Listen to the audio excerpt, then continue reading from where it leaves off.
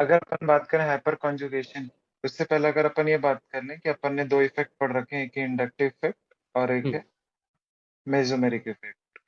हम्म, अगर मैं तुमसे पूछूं मेजर डिफरेंस क्या है दोनों में, इंडक्टिव इफेक्ट और मेसोमेरिक इफेक्ट, तो basically inductive effect is polarisation of sigma bonded electron, sigma bond से खींचेगा। और इसमें बात करें तो this is delocalisation hmm, of pi bonded electron.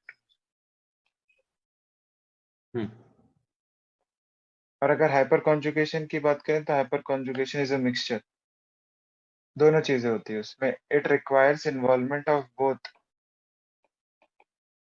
Sigma bonded electrons and pi bonded electron. Okay.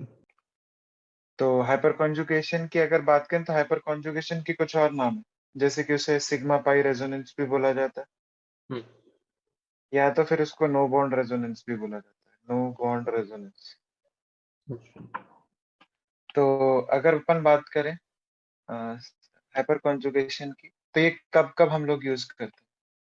Majorly this is used in case of जब हमारे पास एक डबल बॉन्ड हो हम्म, ना, वैसे ट्रिपल बॉन्ड में भी हो सकता है पर जनरली डबल बॉन्ड में यूज करते हैं, जैसे कि एल्कीन और बेंजीन। हम्म, और कभी कभी कार्बोकैटायन में भी ये यूज कर सकते हैं, और कार्बन फ्री रेडिकल में भी यूज। ठीक है।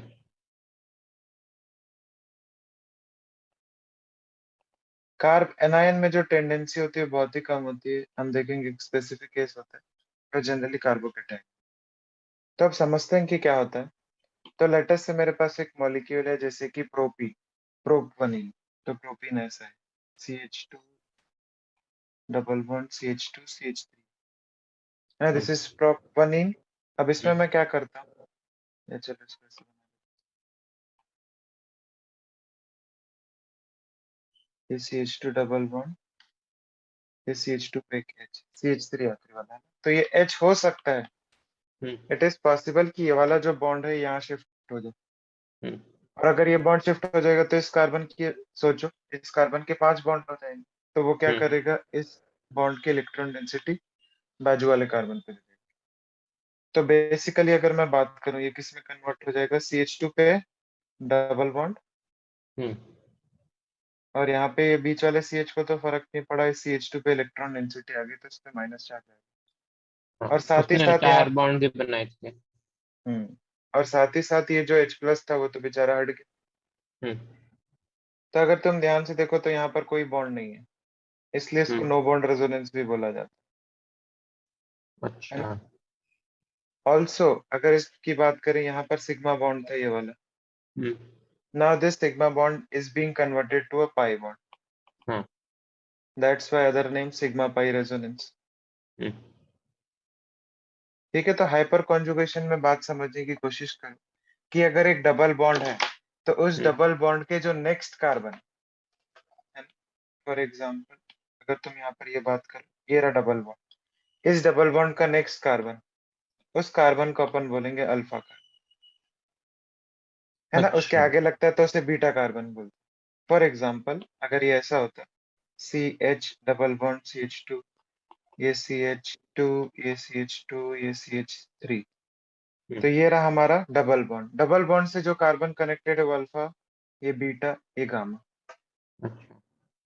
है ना। अब ऐसा भी हो सकता था इस तरफ भी कनेक्टेड हो जाता, तो इस तरफ भी कनेक्ट होने दो, कोई दिक्कत नहीं। तो 2 अल्फा कार्बन हो जाते ये अल्फा, हाँ ये अल्फा कार्बन, ये बीटा कार्बन। हैं। अच्छा, पर अगर बात काफी समझ में आई? सारे डबल बॉन्ड हो जाएं तो? तो डबल बॉन्ड के नेक्स्ट कार्बन हमेशा, कि ये जो हम अल्फा कार्बन देख रहे हैं, this alpha carbon should be an sp3 carbon.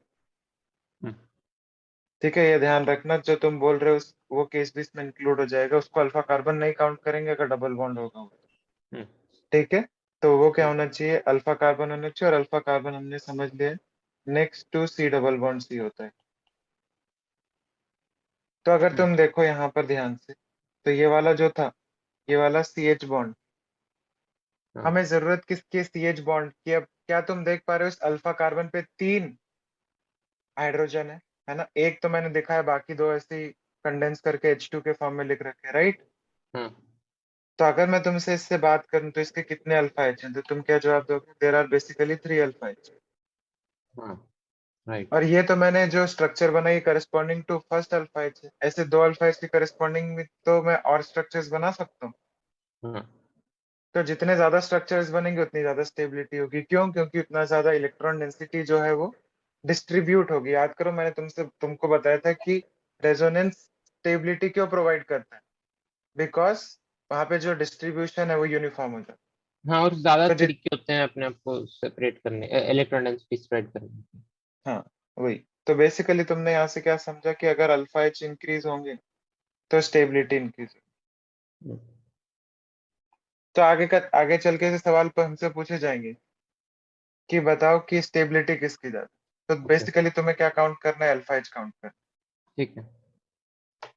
तो अगर तुम देखो, ये जो C H double bond C H two है, जो कि वो ग्रीन कलर का बॉन्ड है, हम्म, तो वो ये क्या कर रहा है, इस हाइड्रोजन को, हाइड्रोजन से इलेक्ट्रॉन छोड़ के खुद पे ले रहा है ना।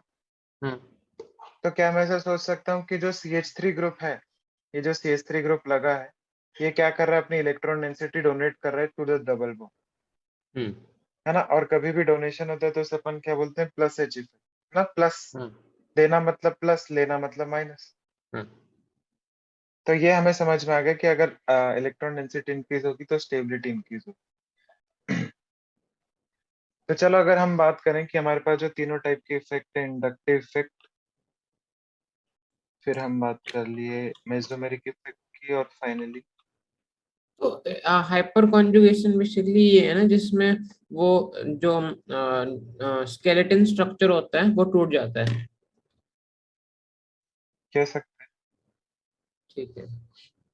और हैं एक mesomeric hydrogen. Effect, inductive effect में बस या तो सिग्मा बॉन्ड, या तो क्या कहते हैं, डबल बॉन्ड टूट के इलेक्ट्रॉन डेंसिटी को दूसरी तरफ दे देता है, हम्म, या फिर ले लेते हैं। हाँ। ठीक और हाइपर कॉन्जुगेशन में हमने क्या देखा? सिग्मा है, पाई है, दोनों। है। तो मैं पूछना चाहता हूँ, इनमें से सबसे डोमिनेंट कौन सा है? Suppose a molecule is showing all three effects, so which will you hyper will conjugation. consider सबसे ज्यादा? Hyperconjugation. हम्म। चलो मैं एक एग्जांपल देता हूँ, CH2 क्योंकि वो डबल जो बॉन्ड। इलेक्ट्रॉन डेंसिटी है वो शेयरिंग थोड़ी सी भी नहीं हो रही, वो कंप्लीटली डिसअटैच हो रहा है अपने से। ठीक है, एक मैं, जो तुम अपनी जगह कह रहे हो वो एकदम सही है। मैं तुमको एग्जांपल देता हूँ। तुम देख सकते हो मेसोमेरिक इफेक्ट सेकंड में है और हाइपर कंजुगेशन थर्ड में। यहाँ पर क्या हो रहा है? यहाँ जा रहा है, यहाँ जा रहा हम्म। है, ये ऐसे जा रहा है, ये ऐसा। हाँ। तो बेसिकली CH2 पे plus, CH double bond CH, और CH2 हम्म। पे माइनस। और ये जो बन रहा है ये CH2 डबल बॉन्ड CH, और ये CH2 पे माइनस। हम्म। तुम अगर सेकेंड वाले में देखो, मेसोमेरिक इफेक्ट में, तो हम लोग क्या कर रहे हैं? हमारे पास दो पाई बॉन्ड थे हम्म। और अब एक ही पाई बॉन्ड। और हाँ। हाइपर कॉन्जुगेशन में देखो हम लोग क्या कर रहे हैं, हमारे पास एक पाई बॉन्ड था और बाद में भी एक पाई बॉन्ड। तो पाई बॉन्ड का कोई टेंशन नहीं है। यहाँ पर क्या हो रहा है? पाई बॉन्ड ब्रेक हो रहा है। पर हाँ। अगर तुम हाइपर कॉन्जुगेशन में देखो तो यहाँ पर कौन सा बॉन्ड ब्रेक हो रहा है? सिग्मा बॉन्ड ब्रेक हो रहा है। हम्म।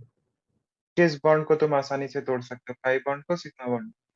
अच्छा, पाई बॉन्ड पे, क्योंकि वो तो बस वो पी ऑर्बिटल को चेंज हम्म, कर वो सकते हैं। साइडवेज ओवरलैपिंग है ना। वो हाँ। हेड ऑन ओवरलैपिंग थोड़ी है। तो you can always easily break pi bond. और अगर ठीक है। पाई बॉन्ड ब्रेक करने इजी है तो हाँ। Mesomeric effect would be most dominant. Okay. ठीक है, दिस इज मोस्ट डोमिनेंट। तो अगर कभी भी ऑर्डर पूछा जाएगा तो तुम ऐसे याद रखोगे, MHI, ठीक है। Mesomeric, then hyperconjugation, then inductor. Hmm. Mesomeric is the most prominent. Okay. हाँ। चलो, अब अगर बात करें कि कार्बन फ्री रेडिकल में भी हम लोग हाइपर कॉन्जुगेशन कर सकते हैं, किस तरीके से? तो कार्बन पे क्या है? डॉट है, लेट्स से इस तरीके से फ्री रेडिकल है, ये CH, ये CH3, और यहाँ पर भी एक CH3 है जिसको मैं ऐसे बना रहा हूँ।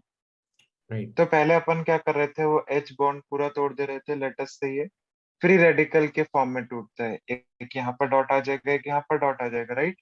हम्म।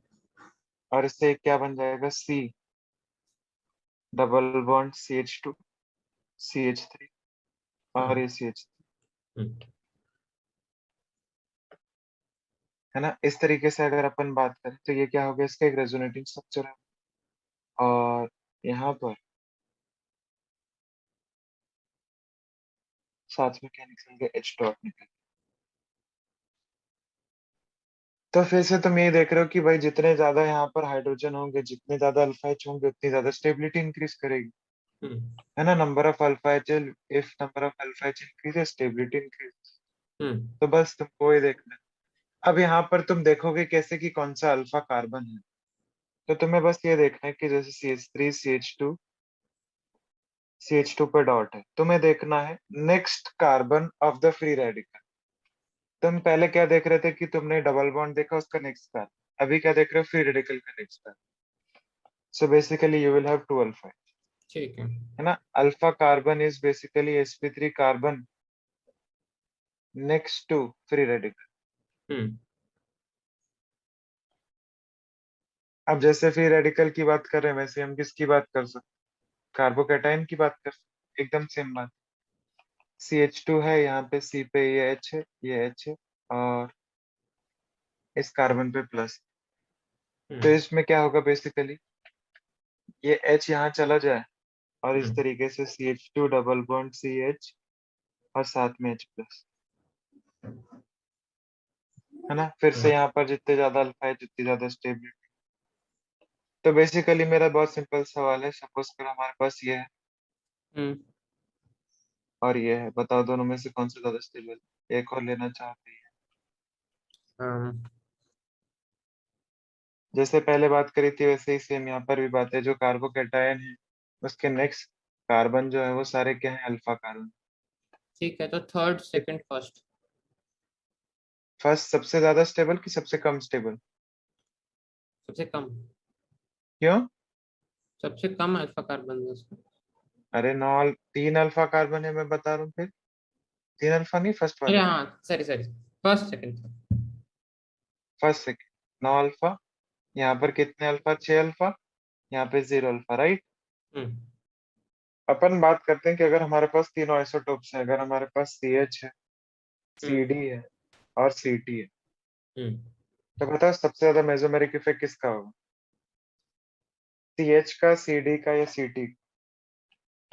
CH का। क्यों? क्योंकि आपने लास्ट टाइम बताया था कि सीटी की बॉन्ड डिस्टेंस सबसे ज्यादा होता है। नहीं, CH का बॉन्ड डिस्टेंस सबसे ज्यादा होता है। जो T है उसका मास ज्यादा है तो उसके वाइब्रेशंस कम होंगे, अच्छा। तो उसकी बॉन्ड लेंथ छोटी होती है। CH का जो है वो मास कम है तो वो वाइब्रेट ज्यादा करेगा, राइट? ओके, समझ आ रहा है। तो अगर तुम बॉन्ड की बात करो, लेटेस्ट से कि हम लोग CH और D को ही कंपेयर कर ले। यहाँ हम्म पे CH ऐसा था और एक बार ऐसा है, लेटेस्ट से मेरे को ये बॉन्ड तोड़ना है, तो किस बॉन्ड को मैं इजीली तोड़ सकता एच को। हूँ?